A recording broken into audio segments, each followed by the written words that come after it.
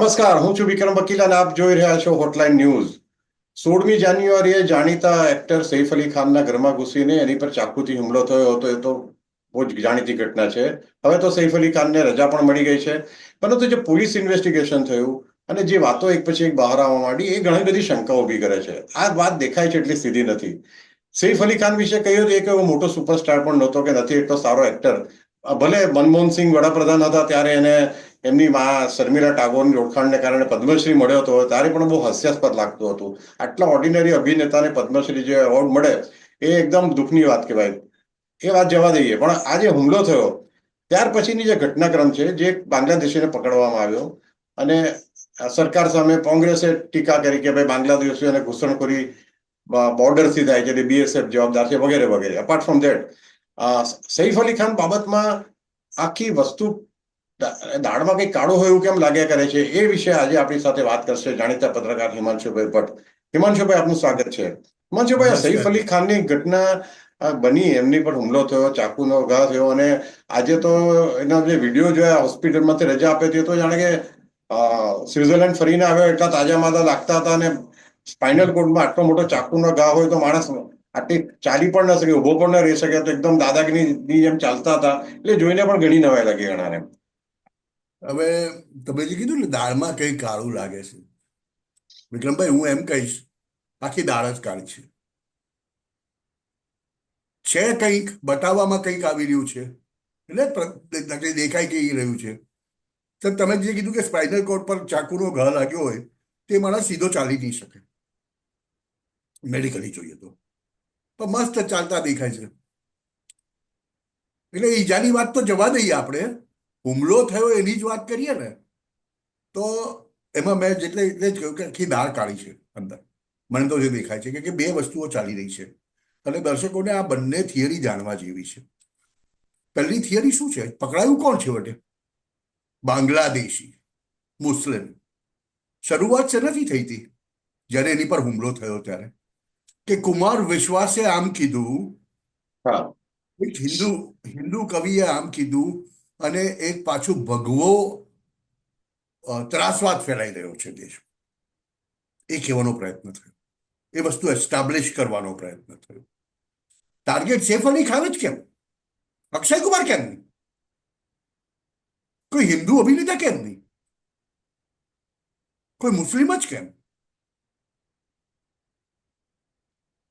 જહાંગીર ને તૈમૂર નામ છે એટલે થયું, ફલાણું થયું, ઢીકણું થયું. એક ભગવો ત્રાસવાદ પાછો ફેલાઈ રહ્યો છે. પાછો કેમ કહું છું? કેમ કે યાદ કરજો દર્શક મિત્રો, યંગસ્ટર્સને કદાચ નહીં ખબર હોય એમની જાણ માટે, 2008માં મુંબઈમાં જ્યારે હુમલા થયા હતા ને, ત્યારે આ જ કોંગ્રેસી કબાલના કેટલાક નેતાઓ હતા જેમણે એ પ્રસ્થાપિત કરવાનો પ્રયત્ન કરેલો કે આ જે હુમલો સરહદ પારથી થયો છે તે હુમલો મુસ્લિમોએ નહીં, ભગવો આતંકવાદ કરી રહ્યો છે. આ જ રાહુલ ગાંધી ચાઇનીઝ એમ્બેસીમાં જઈને ત્યાં તે વખતે ચાઉમીન ખાતા હતા. હમણાં જ પ્રધાને એક પુસ્તક 4 દિવસમાં બહાર પાડ્યું હતું ભગવો આતંકવાદ ઉપર. યાદ કરો, દિગ્વિજયસિંહ લગભગ. દિગ્વિજય સિંઘે. અને તે વખતે પણ મુંબઈ પોલીસે તમારી લાજ રાખી હતી કે મુંબઈ પોલીસે એના ચોરને, એક ચોરને પકડી પાડેલો, એક હુમલાખોરને જીવતો પકડ્યો, એની ઉપર પછી કેસ ચાલ્યો અને એને ફાંસી થઈ. કસાબને પકડેલો. તે વખતે મુંબઈ પોલીસે તમને બચાવ્યો. આ વખતે પણ બાંગ્લાદેશી પકડાયો છે.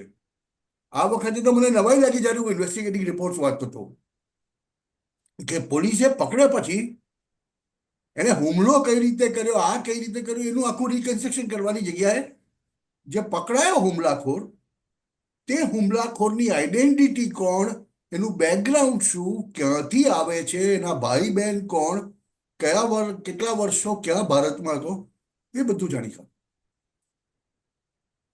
અને એમાં ખબર પડી કે આ તો કોઈ બાંગ્લાદેશી છે, હિસ્ટ્રી શીટર. મર્ડરનો આરોપ છે એની ઉપર બાંગ્લાદેશની અંદર બી. એટલે વાત ત્યાં આગળ પ્રસ્થાપિત થઈ ગઈ કે ભગવો આતંકવાદ નહોતો. મુંબઈ પોલીસે ફરી તમારી લાજ રાખી. કે હકીકતમાં જો આ ભગવો આતંકવાદ જે આ લોકો કહેવાતા બુઆબૂમ કરતા હતા અને એમાં માછલા ધોઈને ક્યાંક કોમી તંગદિલી બે ચાર શહેરોમાં ઊભી કરી હોત તો શું? આનો આશય કંઈક ગંદો હતો. દેશની કોમી એકતા ઉપર લાંછન લગાવવાનો એક આશય હતો. સીધી વાત કહું તો. અને બીજી વાત એ કે છે કે સૈફ અલી ખાન પર જ કેમ હુમલો થયો? હવે આના કોઈ ક્લિયરન્સ હજુ મળતા નથી, પણ એક સમાચાર એવા મળી રહ્યા છે મધ્યપ્રદેશથી કે નવાબ ઓફ પટૌડી નો આ દીકરો છે અને એમની જે જાગીર હતી, એમનું જે સાલિયાણું હતું, ત્યાં આગળ 5,000 કરોડની પ્રોપર્ટી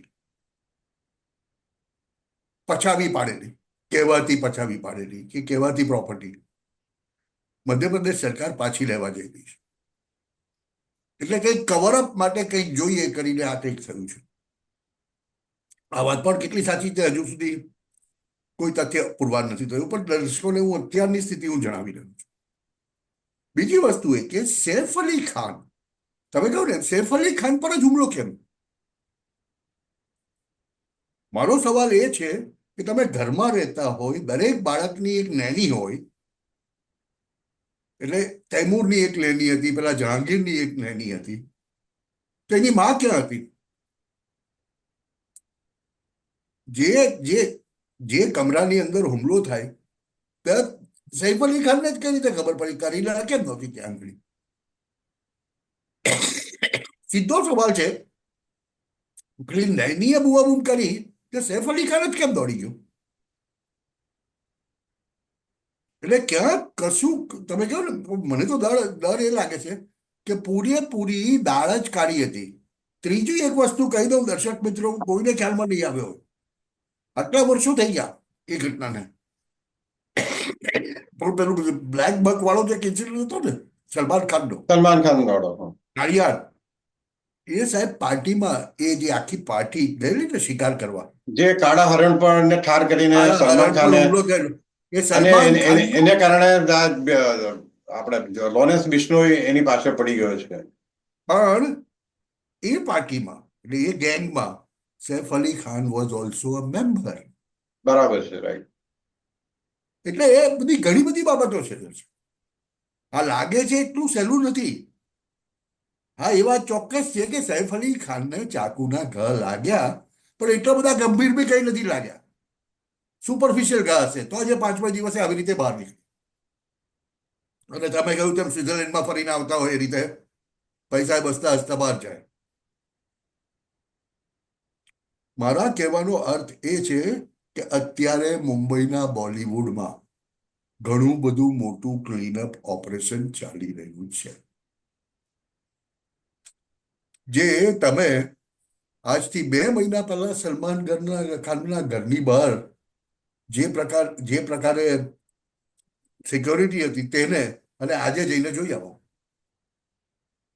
બહુ મોટો ફરક લાગે છે.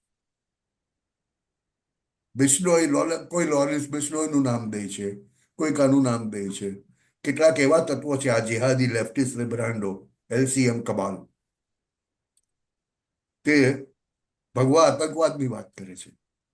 પણ આ ભગવા આતંકવાદને નામે કર્નલ પુરોહિતની કેવી દશા કરી હતી કોંગ્રેસ સરકારે? સાધ્વી પ્રજ્ઞાની કેવી દશા કરી હતી? તમને યાદ હશે વિક્રમભાઈ. બરાબર છે, રાઈટ. આ એ જ તત્વો ફરીથી એ જ વસ્તુને ઊભી કરવાની કંઈક કોશિશ કરી રહ્યા છે.